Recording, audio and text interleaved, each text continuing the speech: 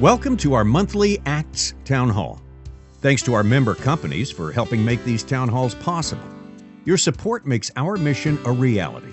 Together in safety, stronger in collaboration. The ACTS Town Halls are an open forum to discuss concerns and present potential solutions to improve damage prevention and excavation safety. These town halls are meant to be a discussion, and you're encouraged to ask questions and share solutions. A recording of this town hall will be posted on our YouTube channel and sent via email after the town hall has concluded. Before the end of the town hall, each of our panelists will highlight a moving forward step to ensure we stay focused on practical and impactful solutions. We are pleased to have a knowledgeable and experienced panel with us today. So to get us started, our moderator will begin with brief introductions. Good morning and welcome to the May ACTS Town Hall. I am super excited about this topic. I think it's relevant to everyone in the industry, and we are going to be talking about innovation under the microscope.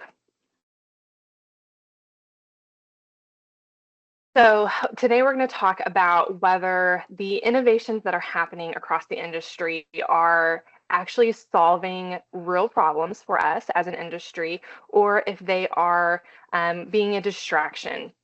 My name is Sarah Maxey. I am the Chief of Strategy at Texas 811, and I'm truly passionate about this topic. So again, our big question that all of the discussion today is going to be focused on is technology solving damage prevention's biggest challenges, or has it become a distraction? There are a lot of different technologies being introduced. If many of you were at CGA a couple of weeks ago, we have fiber sensing, we have AI and automation all over the place. We have advanced locating, digital mapping. A lot of conversations across the industry are focused on all of the different technical innovations. And so today we're going to explore with the panel whether these are solving the biggest challenges as an organization, or whether they are causing some distraction or further disruption to the industry. I want to challenge all of the participants and attendees today, as well as the panel. I don't want to tell you how to think or what to think about certain innovations that are happening in the industry.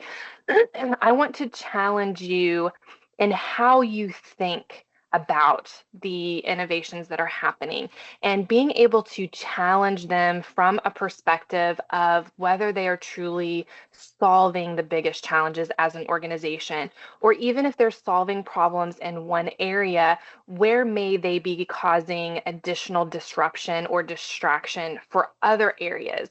As a system, there's a lot of moving parts, from locators, excavators, members, facility operators, there's expansion projects, there's BEAD funding. There's so many moving parts that innovation in one area can cause disruption, distraction, even additional challenges to pop up in other areas.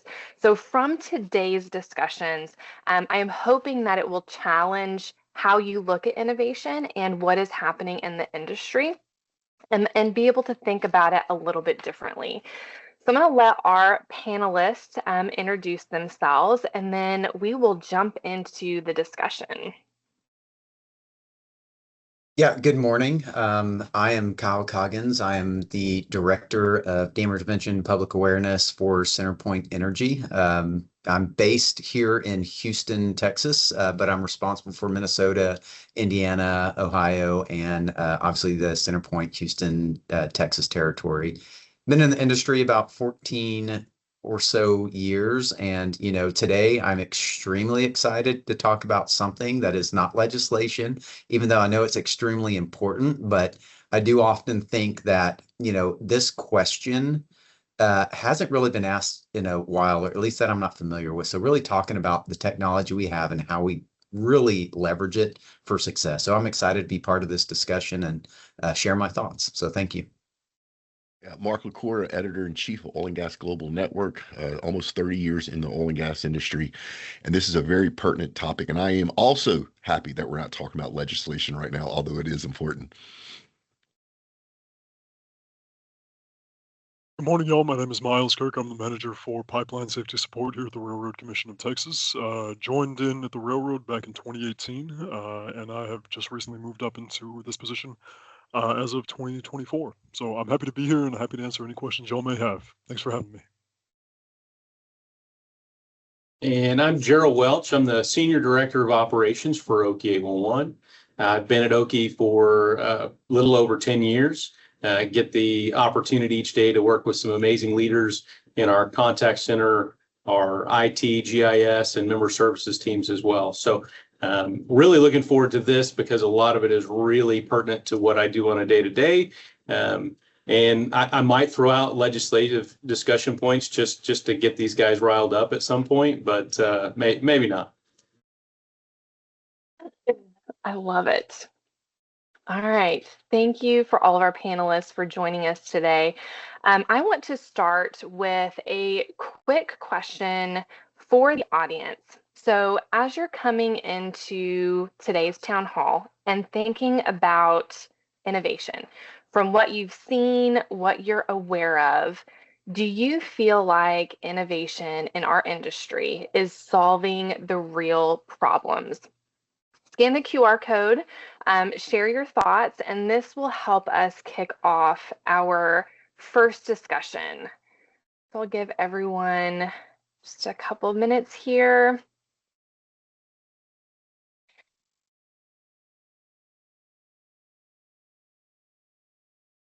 Everyone is joining. As we are getting the responses for that, I'm going to throw a wild question to the panelists that I didn't pre-wire them for. But let's start with how you define innovation. What does innovation mean to you? Gerald, why don't you kick us off? Oh man, I think innovation has to do with ultimately creating systems and solutions that solve problems that we didn't know we had yesterday, or things that we've been living with and didn't realize we needed a major solution. Innovation is pushing the boundaries of what we understand to be possible or what we have understood to be possible, and making things change at a rate that we haven't seen before. Thank you. Kyle, what about you? Would you challenge anything that how Gerald defines that? I wouldn't challenge it, but, I think I'm aligned. The way I think of innovation is 5 years from today, and what are we doing today that we can start building the framework for those things that don't exist? We understand the problems, but I don't think we've got those solutions. I think we got a lot of different opportunities and there's like pieces, and I think we'll get into some of these questions. All of these things exist, but, what is the true tool or process, that we can leverage today, start thinking about to really solve the problems we don't know about in 5 or 10 years. And I just think about, in 2020, we didn't even think about fiber projects, and here we are today, and now we're trying to solve that today. So what's that in the next 5 or 6 years? So that's how I think of innovation. Thank you. All right, so I saw in the chat that there was one emphatic no, a lot of somewhats, and that kind of aligns with what we're seeing here in the survey. So somewhat, but missing key issues. 18% say 17 no, mostly adding complexity, some not sure, and 6% say yes, mostly solving it. So we're going to get into our first panel round. Are we solving the real problem or building on top of a broken foundation? So, Tom, I'm going to come back to you for our first. are we designing solutions around symptoms like missed locates, late responses, instead of the actual cause of those things like behavior, incentives, accountability? What thoughts on that do you have? Um, I guess my answer is kind of. That's how I think I would just give the overarching. So the way I think of damage prevention in general is, I came from the field. I was a damage prevention coordinator, locator years ago. So I've kind of brought up, but when I was in that space, what I remember is that a damage typically didn't occur because of one incident. It was several incidents.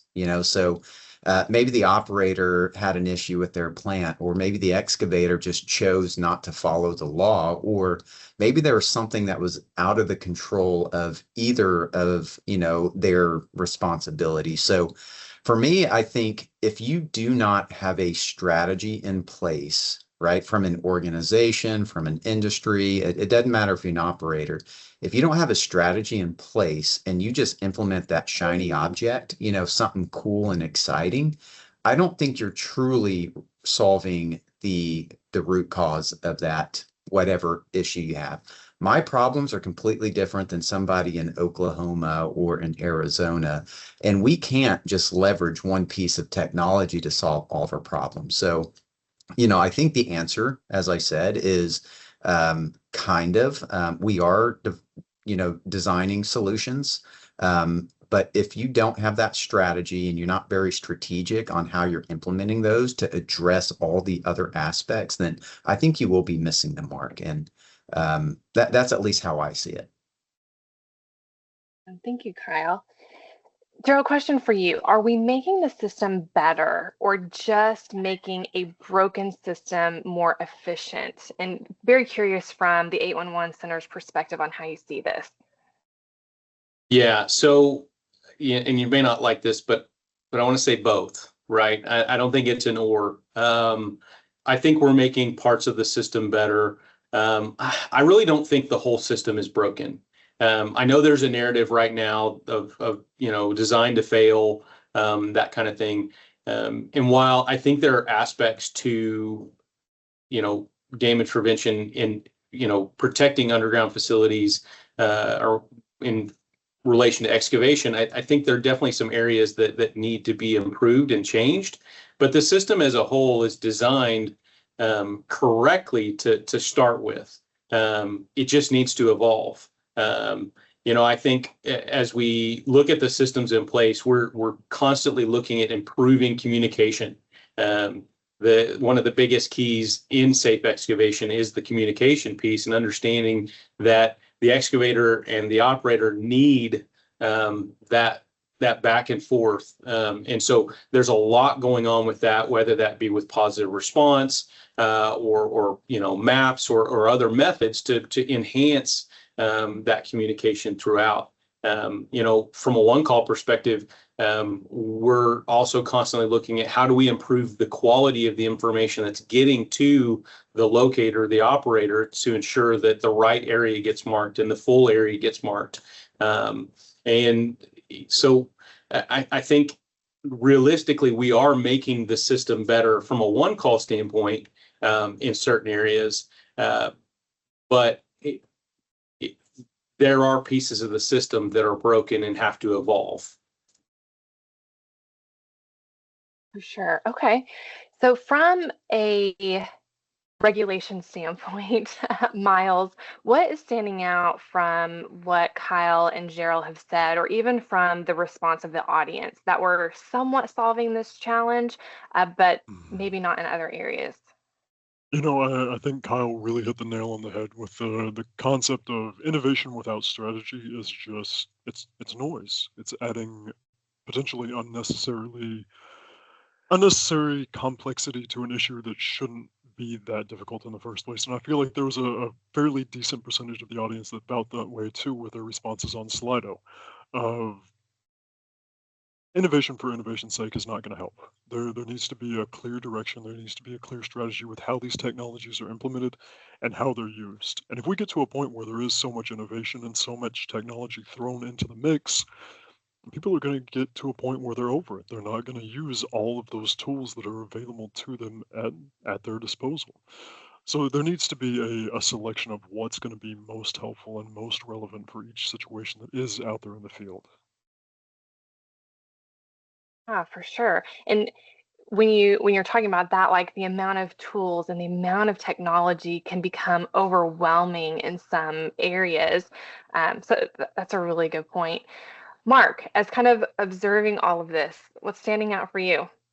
Yeah, so I think all my fellow panelists hit it on the head. A couple of things. Innovation for innovation's sake, especially if it's being pushed by a vendor, is sometimes the shiny squirrel that we don't need to chase. Let's be real here. We have a gas leak. There's a reason people use a tally book and a pencil, right? It doesn't cause a spark. That type of thinking is what we need to do. But I also think there's a cultural element here, right? It's there's a lot of people in this space that have done this for a long time that are used to doing it the way they've always done it. I mean, how many of us have seen a checkoff list that has a dozen items and the crew follows it because it helps their job? But then somebody in an ivory tower turns that checklist to 300 items and people just pencil whip it, right? You have to understand the culture of the people that are involved in keeping everybody safe.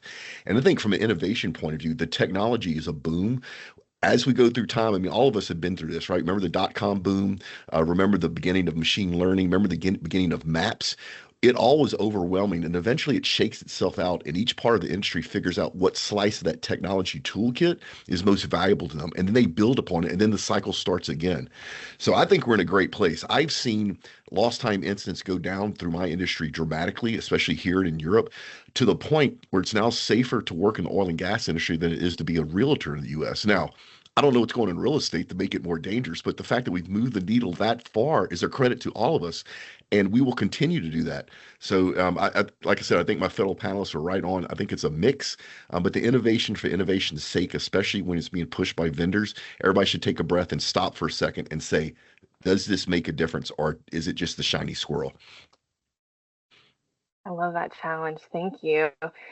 So the next question that I've got for the audience, and of course, we're going to bring AI into this conversation. I know it's a big topic for everyone, really. But when you think about AI and our safety culture and true damage prevention, how comfortable are you with AI making decisions within the damage prevention space? I can't wait to see this poll. Yes, this one will be very, very interesting. And for the panelists, while we're getting some responses to this, are there any areas that anyone is seeing today that have been impacted by AI decisions being made? I'll open that to anyone. Geolocation using massive amounts of GIS data. AI is really good at that. I did see a message pop up where somebody mentioned that it needs human oversight, and I agree with that, especially when it involves people's safety. But the AI's ability to sift through massive amounts of information in microseconds is something people just can't do. But you still need a person to make the judgment call on whether that action needs to be taken or not.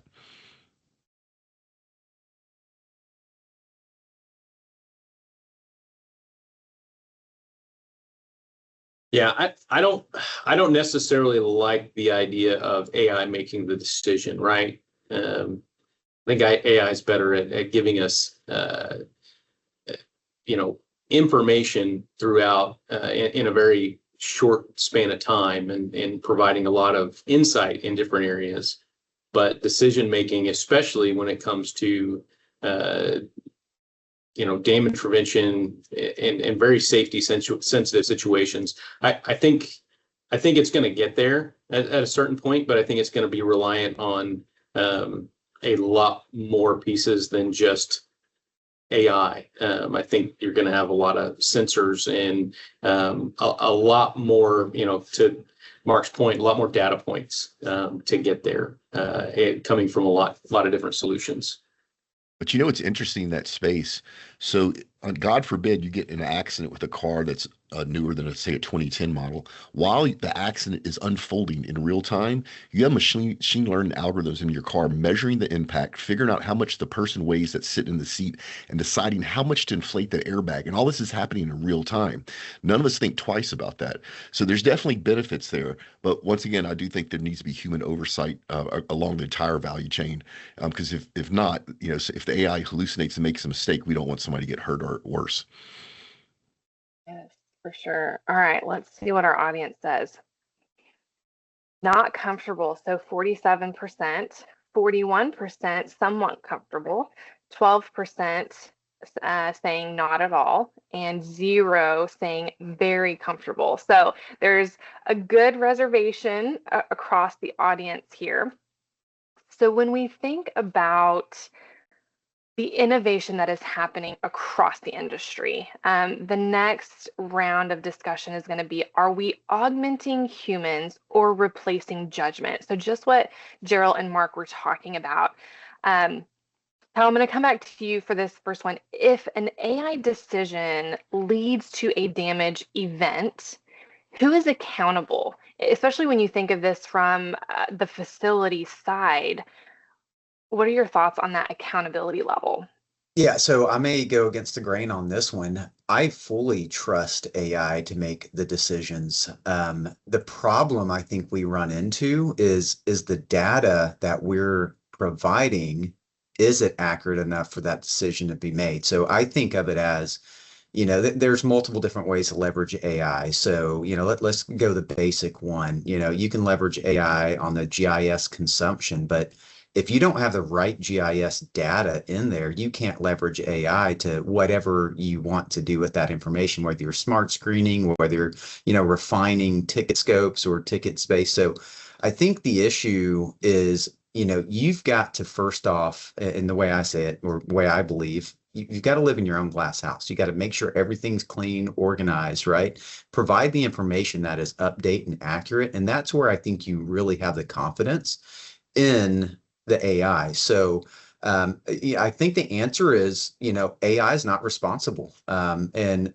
because it is our duty as an operator to ensure that the data that we're providing is accurate and consistent. So that's how I would approach it. I do think AI is very important. I think there's things you can do today, using that, understanding that there is some data, but from an auditing perspective, if you think about the millions of locates that we have on the industry, and you can't look at each and every one of those, but how do you try to review and verify accuracy? I think, where you're looking at an auditing perspective where you have that oversight, I think today that's where it makes sense. And as we get better on our systems and, the data we can provide, I think we'll continue to grow more confidence. And when we get to that point, I think it's going to be very important for this industry to leverage that technology. I mean, we can't do it ourselves. I think we like to think we're super smart. We are,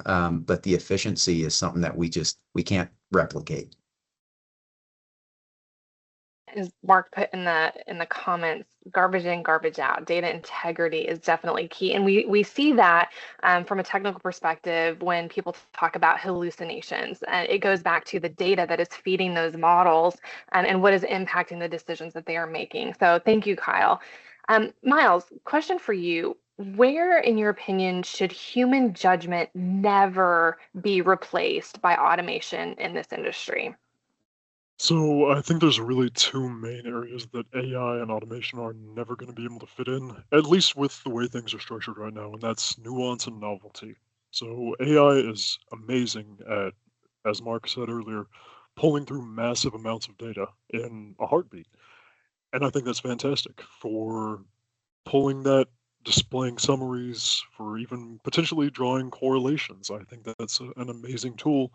It would take a human hours, days, maybe even longer than that to get through a significant amount of data, and that's fantastic. But there has to be a human feedback or a human loop in at the end of all that correlation, at the end of all that compilation, to make sure that there is a clear decision being made. And in cases of novelty, AI is not going to be able to make a decision based on an entirely new circumstance or something that's extremely uncommon or sometimes just a niche circumstance that happens very, very rarely.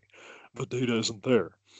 And so, in cases like that, I think there has to be human intervention and a human decision being made at the end of the day. So, that's how I would sort of kind of summarize this. But again, I think AI is a fantastic tool, but we're not to the point of just handing over the reins and saying, go take the reins and lead the damage prevention efforts of these industries. So it's not there just yet. Maybe one day, but not now. Okay. So yeah, in those instances where there is no data to support, like those will be the big gaps and challenges of making some of those decisions. Absolutely.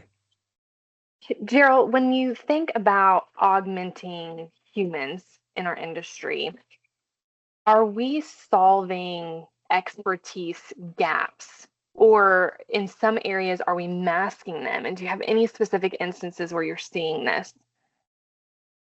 Yes. Yes. And I would take it further. I think we're solving some expertise gaps. I think we're masking some, and I think we're creating some. And when I say we're creating some, I don't necessarily know that we're doing that in this industry yet. But in other industries that I've seen already, where we remove experts and replace them with AI, as opposed to trusting our experts and using the AI to augment those experts. We've seen situations where entire websites and functionalities have been lost in systems because instead of having important senior developers handling things and checking things, they've just switched it over to AI. So that's been a really frustrating, or it's probably a good learning experience as long as you're not a part of it. But I think the reality is that we're creating or masking expertise gaps when we've got people who are using AI to replace their own critical thinking, and causing that to get worse as well.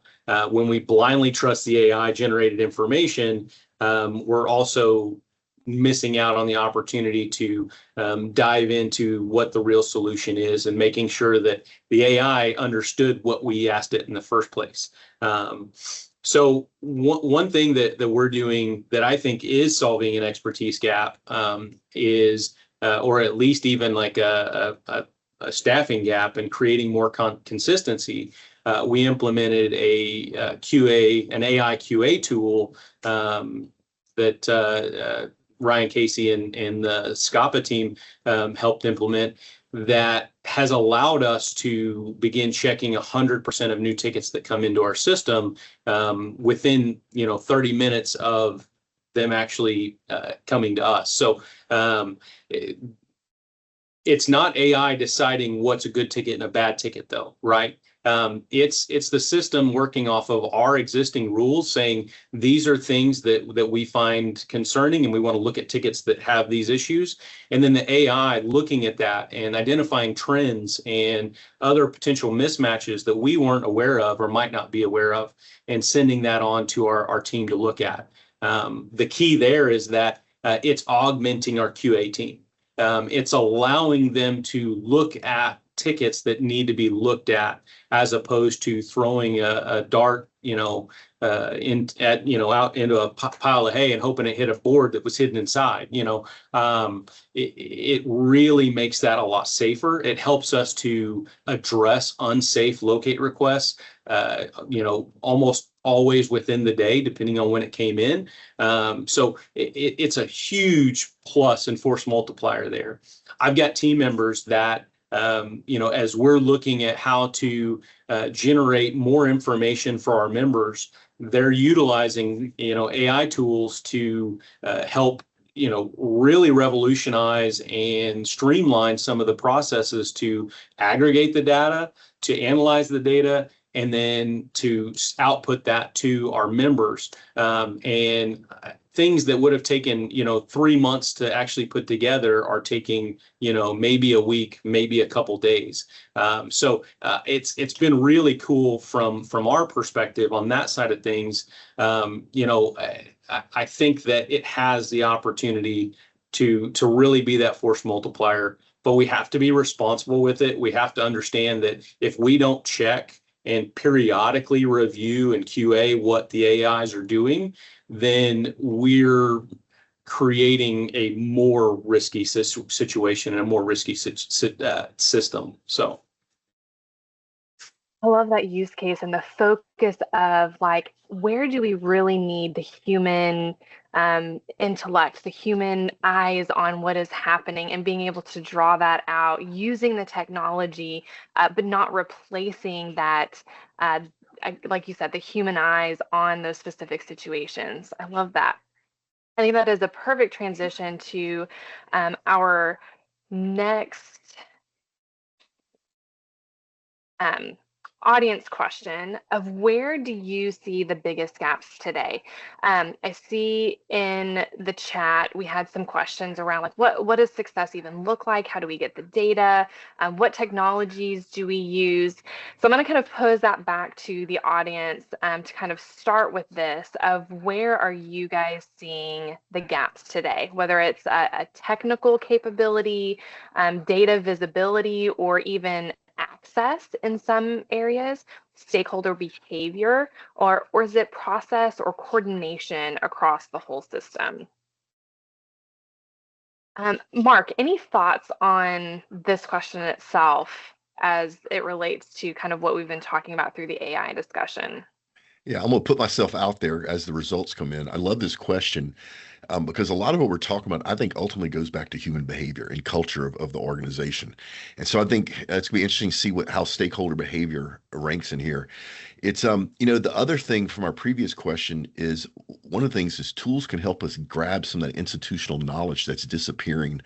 I was on a job site just a couple months ago, and there was a swap out on the backhoe between excavator operators from an older guy to a younger guy.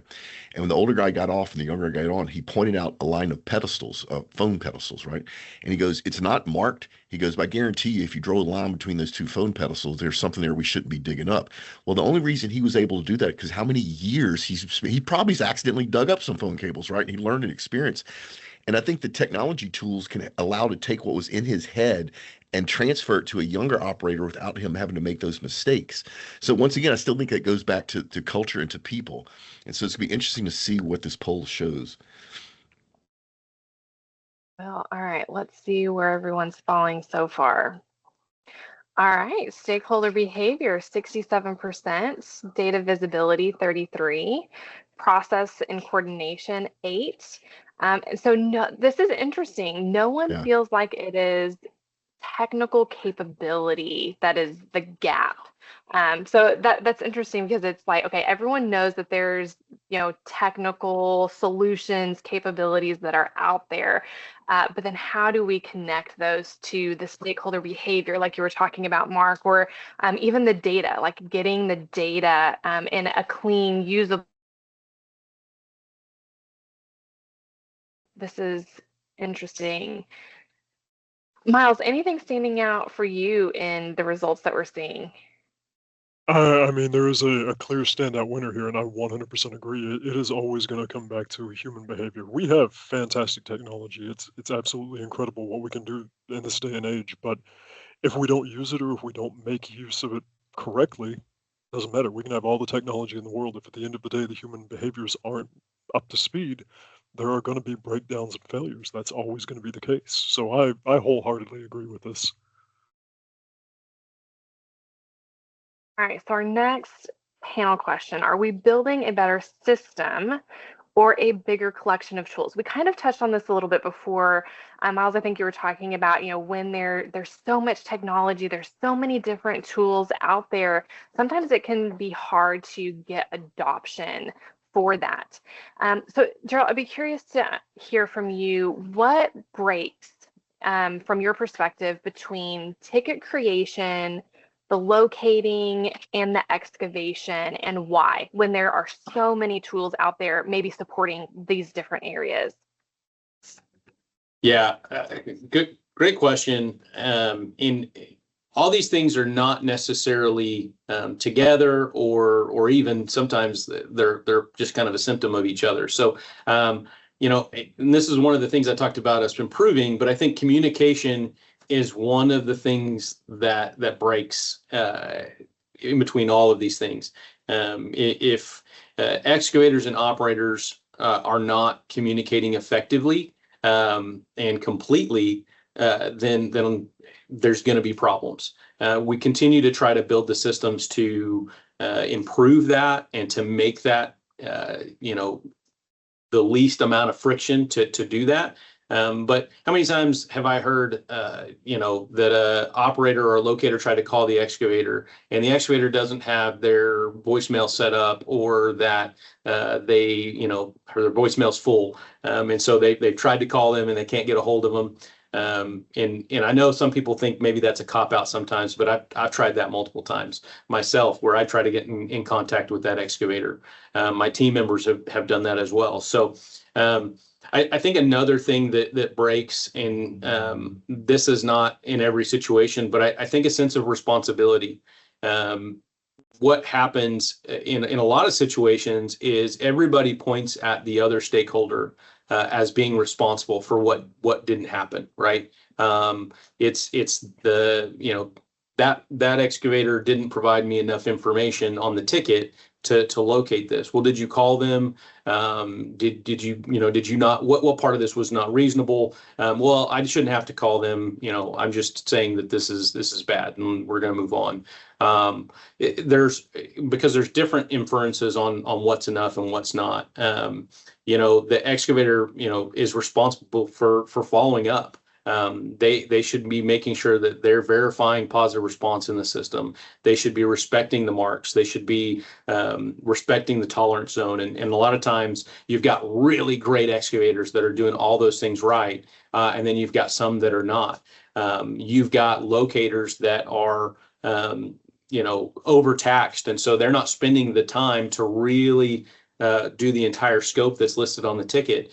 Or they're missing, additional lines that are in the area, and there's, bad mapping that they've been provided or that they have that doesn't get them all the lines in the area. So there's a million different things that break and can break. Not to mention the fact that there's a limit to the amount of locates that can be done in a given area at a given time.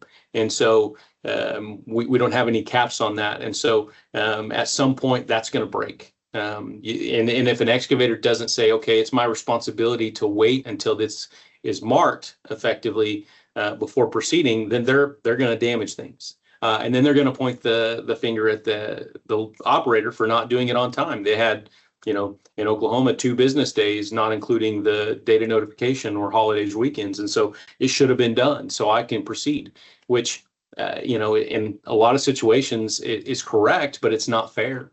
It's not smart. It's not safe. So I'll get off that soapbox. I'll let you keep moving forward. No, this is good. Thank you for that perspective.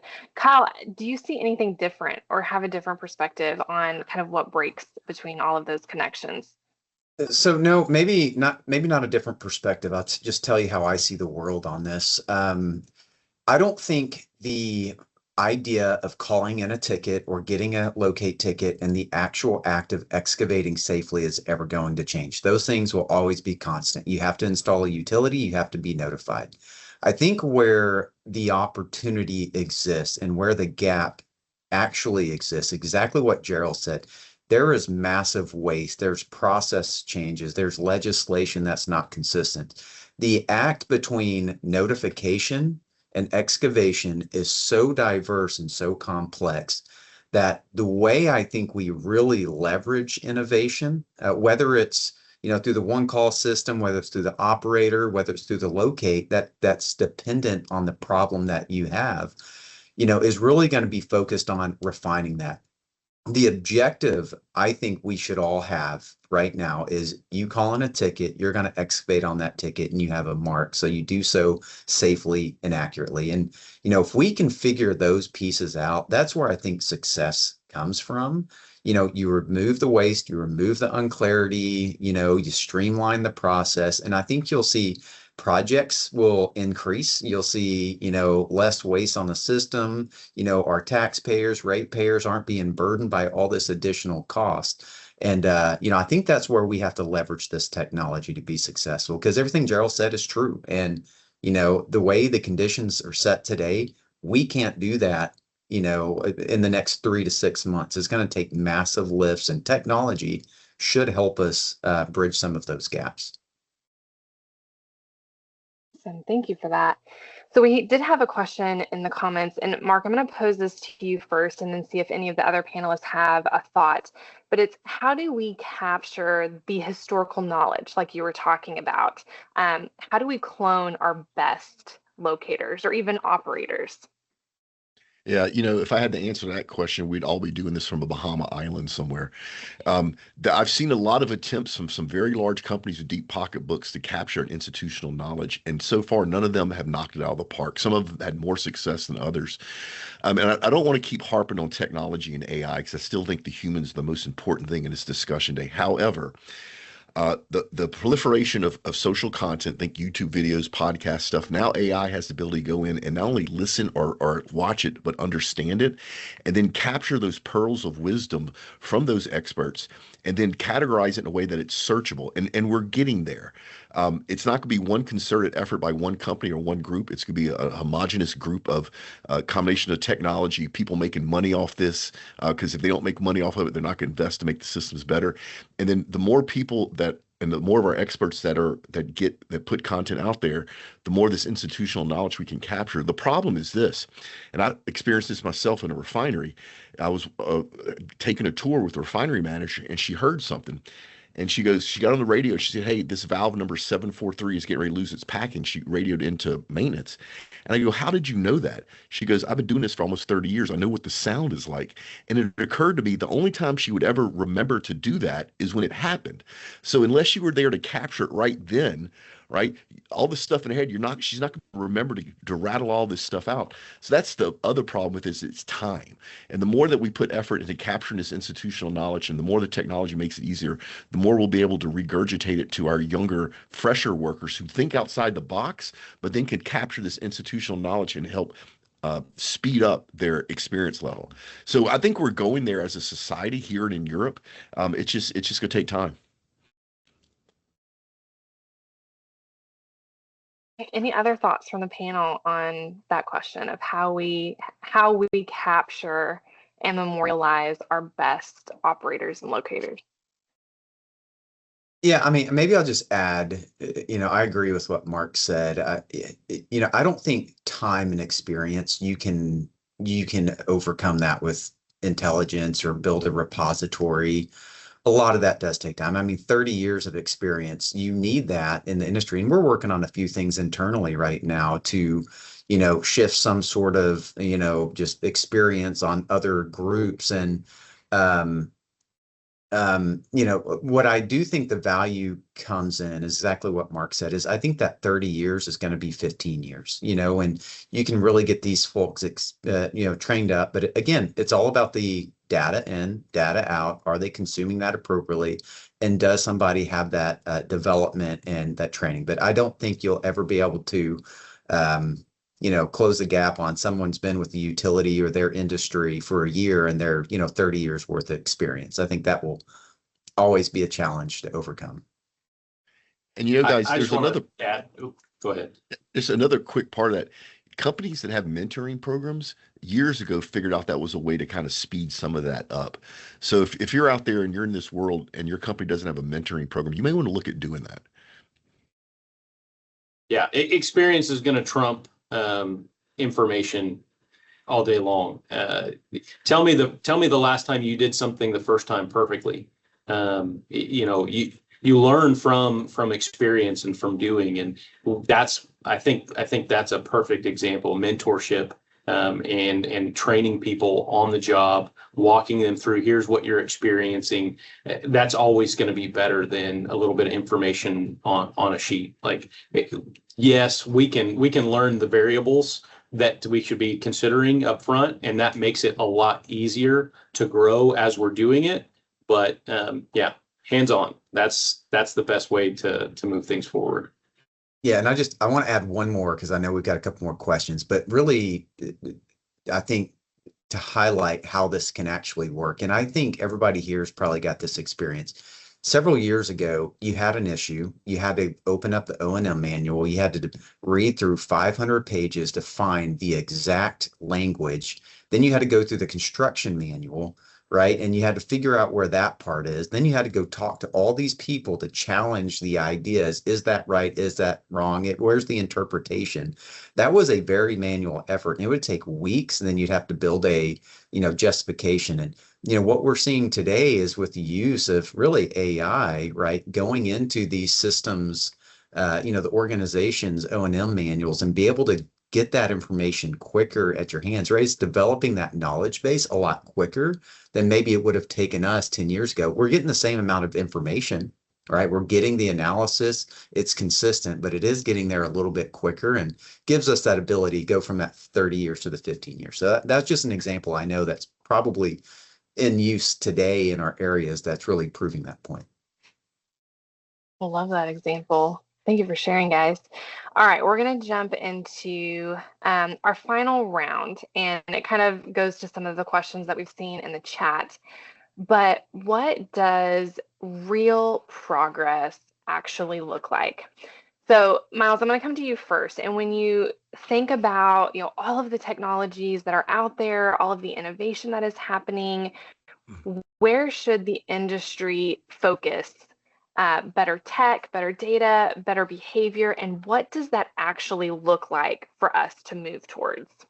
Yeah, for sure. So we have, and we've already touched on this, we have incredible technology that can do things that we wouldn't have thought of 10 years ago that were just dreams back then. And same thing with data. We have a massive amount of data. We know where a lot of the problems are. We know where a lot of the issues are coming from.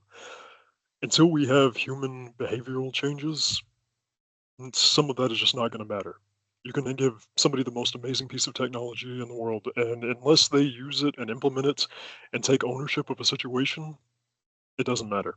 So I think a lot of this moving forward is going to look at communication. It's going to look at ownership of situations, because until we start working proactively as a cohesive industrial unit, we won't see that change. We won't see innovation take place. So rather than looking at things through an adversarial mindset, if we can start looking at it in a method of communication and cooperation, that's where we're going to see real change take place. That's where we're going to see real progress actually occur, is through a change in behavior and through a change in mindset. What, in your opinion and from your perspective, would it take to actually shift behavior? Like, if there was a magic wand that you could wave, what would actually shift behavior? Ownership. I would absolutely have to say ownership of a situation. Damage prevention is everybody's business. It doesn't matter if you're in the operator, if you're a locator, if you're a third-party bystander. You have a responsibility to step in and take action to prevent damages, to protect lives, to protect property. At the end of the day, we just want to make sure that everybody goes home and goes home with all 10 of their fingers and toes, right?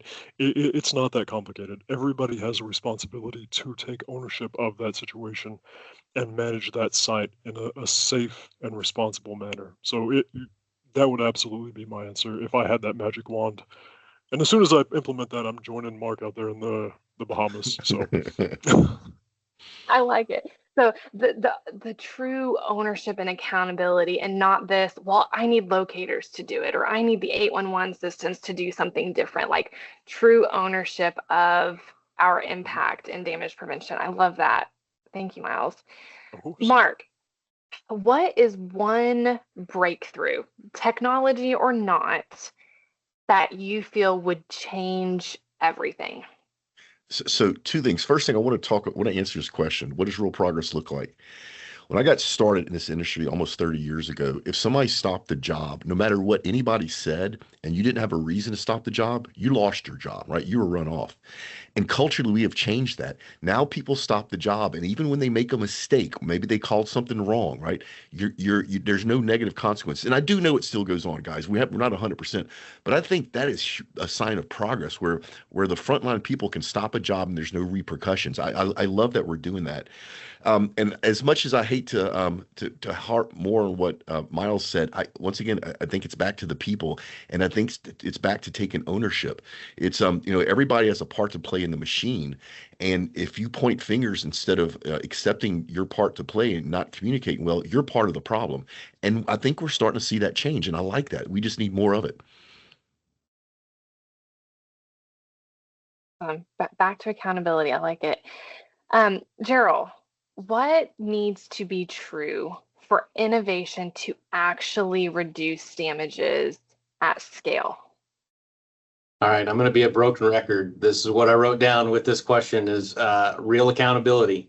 I think that's really where it starts. Mark and Miles talked about, ownership and real accountability. That's what it comes down to. Everybody needs to know that they're accountable for doing the things that need to be done. I think that does, and of course, I'm agreeing with the regulator that the regulatory needs to be there, that they need to enforce that accountability. Everybody's got to adopt the innovation, and so to do that, they need the skin in the game. They need to be engaged, and I think accountability is a real key to that. So. All right, we see a consistent theme across all of this. So Kyle, thinking about ownership and accountability, like if we can get that piece right, what does damage prevention look like in 5 or 10 years? Oh man, in Kyle's world, it is going to be completely different than what it looks like today. You know, we still today are a very reactive industry. Even if you look at predictive analytics, which I think is fantastic, making significant progress, it is all these lagging indicators. So, I think the future, first and foremost, the way that locates are being done needs to be looked at completely different. Giving the access to an excavator, feeling confidence in the system, I think needs to look completely different than it does today. I mean, the way we do things today, sending somebody out there to put paint on the ground, it is a massive lift for us to do. So shifting that, but also I think the most important, it has not changed in many years that 25-30% of our damages are done by no one call, right? And that's professional excavators that know about 80% of the time, in my view, 80% of the time, professional excavators are choosing not to do so. And it doesn't matter how much enforcement, how much legislation, it doesn't matter how much, ownership kind of conversation we have, unless we can figure out how to solve that. I think that's where in the future we can, right? Whether it's fiber sensing or some sort of, risk that we see before the excavation occurs. And I think we'll get there. But one thing I did want to point out, and I don't think this has been discussed, and I said, thank goodness I won't talk about legislation, but I have to make one plug. I'll tell you one concern that I have is the industry, and when it comes to technology and innovation, it is outpacing the changes in legislation and regulation. So if in 5 years, the Kyle's view of the world, it can't be possible if we don't have the commissions, we don't have the legislation that's willing to adopt those changes as well. We have to look at the world differently, and that has to be in the language of the law. It has to be in the support of the regulators, and then we can be successful. And I think that's the right way to do it because the vetting, the stakeholders, they all get a say in what we think is an appropriate way to handle it. And if I, as an operator, go take this on and try to make the best in the 5 or 10 years, Miles may come say, hey, Kyle, you didn't think about this or that, and we need to approach it a different way. So I think to be successful, all of those things have to be in place. But that's what I want to see in 5 to 10 years.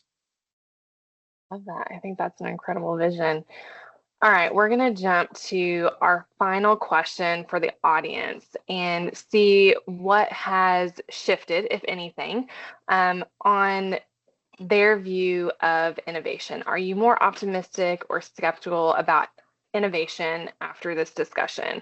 And again, this discussion was not intended to sway anyone's view of what to think about specific innovations or technologies that are being rolled out in the industry, but is truly of how to view innovation and the impact of innovation being introduced to the industry as a whole. Is it optimizing one area but causing friction in another? We talked a lot about the tools, and there's a lot of tools across the industry. And when does the saturation level cause more friction or more distraction than it actually benefits? So thinking about, again, all of the discussions today, are you more optimistic about the direction of innovation? Are you more skeptical and questioning and really wanting to challenge how we approach innovation as an industry? Or has your view really not changed? And we will have some time for a Q&A. I saw a couple of questions in the chat. So we'll jump into some of that as well. And then we will wrap up with what each panelist is taking away from this conversation.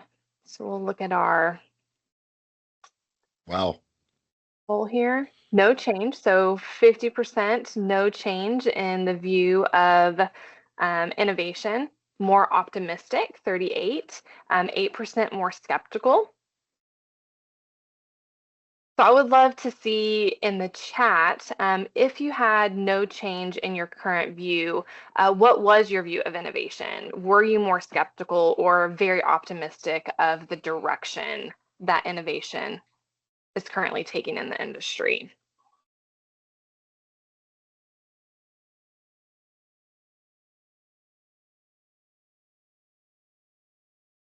So definitely believe in the need for conversation, cautious.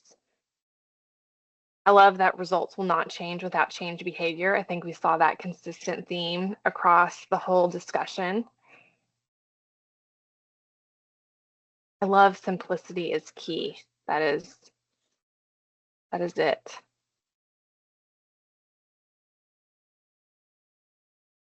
Yeah, I want to sound off on that. I agree 100%. I think the reality for innovation is it needs to be so simple to use and utilize that it's harder not to embrace the innovation. I think that's really the direction that we should take, if at all possible, on any and all forms of innovation. For sure. All right, so I'm gonna wrap us up. Here is everyone's contact information. A huge thank you to our panelists, Kyle, Mark, Miles, and Gerald.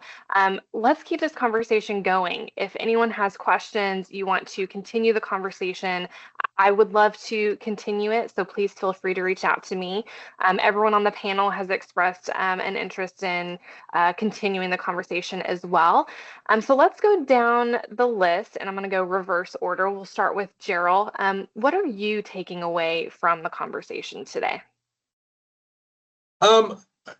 Honestly, I think it's that we're all far more united in our perspectives and desire to innovate, and that reality that we need to innovate, but we need to do it responsibly.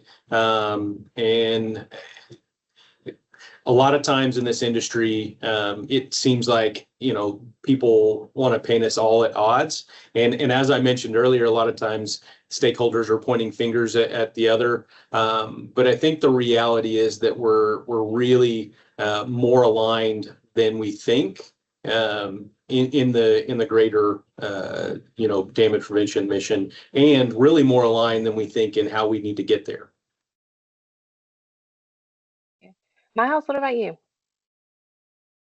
I think early on into this conversation, Mark brought up an interesting point of a few years back, we saw a saturation in technology with the Silicon Valley boom. We're seeing something similar right now with AI, that Right now, there is a massive saturation in AI tools and related industries that people just don't know how to use them. We're trying to figure out what is and isn't useful, and I'm hoping that over the next few years that we see a kind of a condensation in what is actually useful, what is actually going to be applicable to our industry.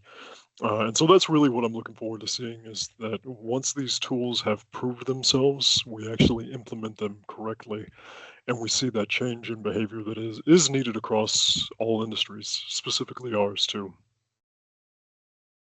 Thank you. Mark, what are you taking away from today?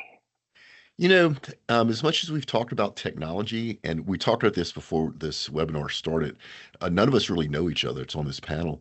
But I feel like I know these people now a little bit better, and we've built a little bit of a community because we have something in common. So maybe the biggest thing I'm taking away from this is maybe sometimes just stop, get away from the keyboard, and maybe just talk to each other.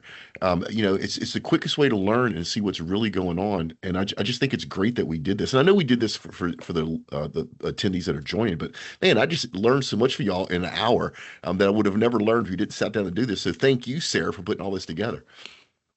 Absolutely. Thank you. Kyle, what are you taking away from today?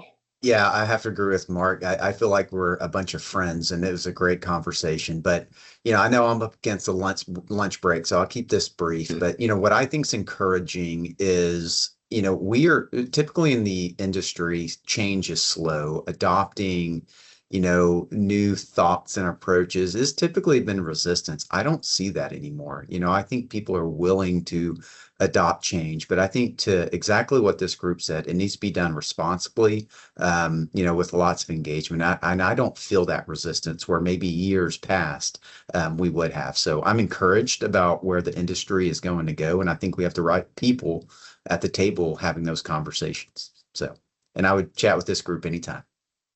Great group. Awesome. I appreciate it. Thank you for the panel's engagement. Thank you for the engagement in the chat. Thank you to Axe for hosting this town hall and for giving us the opportunity to have these conversations. For me, it was definitely the alignment and that we actually need to focus on behavior and not just putting more technology out there. So thank you all. I appreciate the time, and I hope we get to continue this conversation.